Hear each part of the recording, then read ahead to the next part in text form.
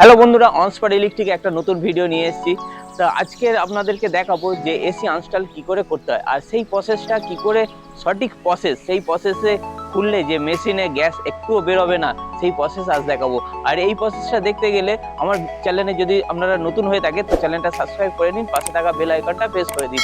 চলুন শুরু করা যাক।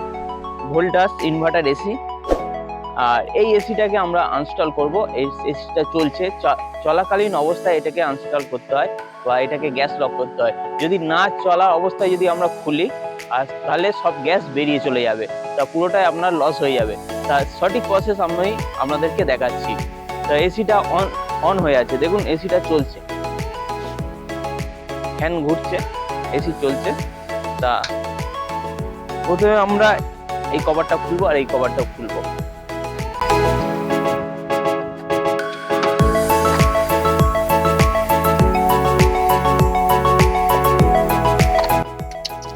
এটা হচ্ছে ইলেকট্রিকের ওয়্যার এসছে ইনডোর থেকে, যেটা মেশিন চলছে এটা। আর এটা হচ্ছে গ্যাস লাইন।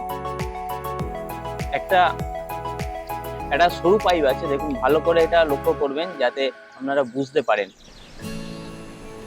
একটা সরু পাইপ থাকবে, একটা মোটা পাইপ থাকবে। যে কোনো এসিতে একটা সরু থাকবে আর একটা মোটা পাইপ থাকবে। আর সেইটাকে আপনারা প্রথমে মেশিনটাকে অন করে নেবেন। মেশিন অন করা অবস্থায় এটাকে গ্যাস লক করবেন। এটাকে খুলে দিলেন।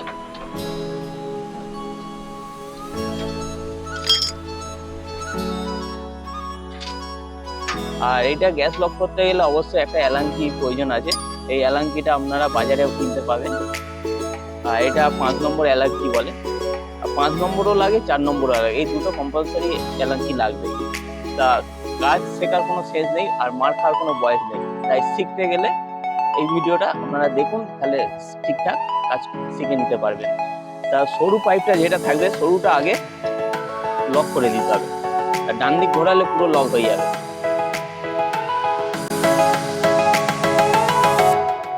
পুরোটা জোর কষে একদম টাইট করে দিতে হবে, নয়তো গ্যাস বেরিয়ে যেতে পারে।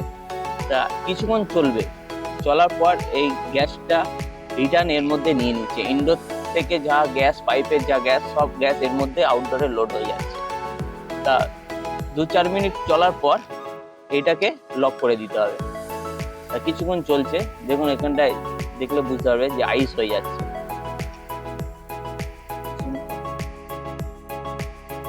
পুরো আস্তে আস্তে আইস হয়ে যাচ্ছে আর আইসটা কেটে যাবে, মানে এর মধ্যে সব লোড হয়ে যাচ্ছে।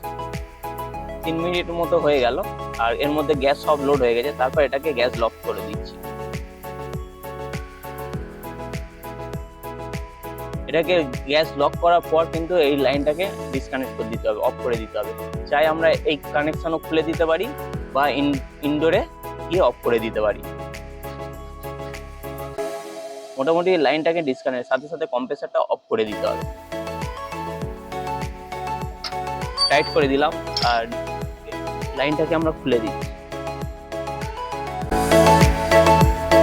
যে কোনো লাইন আমরা খুলে দিলাম। 3টে কানেকশনের মধ্যে যে মেন লাইন আছে এটা হচ্ছে রেডটা সবসময় ফেস থাকে, এই লাইনটা খুলে দিতে হবে।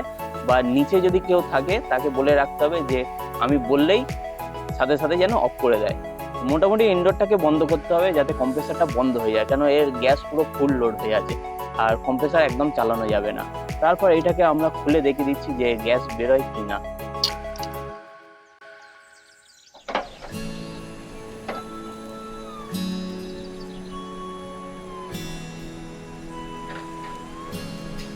দেখুন একদম গ্যাস বেরোলো না, এক ফোঁটাও গ্যাস বেরোলো না, পুরো গ্যাসটা এর মধ্যে লোড হয়ে গেল।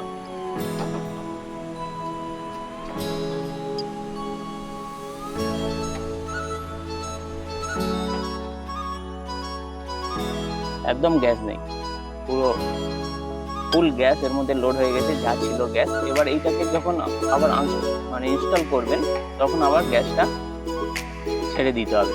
ইনস্টলের প্রসেস আমরা আপনাদেরকে দেখিয়ে দেবো, যে এরকম আরও নেক্সট ভিডিও থাকবে, তা চাইলে আপনারাও দেখে নিতে পারেন।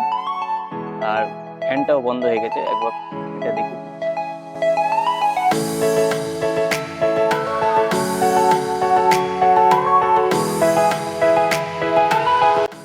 আর হ্যাঁ, পুরো মেশিন আমরা বন্ধ হয়ে গেল, আনস্টল হয়ে গেল। এবার যা থাকবে এইগুলো নাটগুলো আমরা খুলে নেব।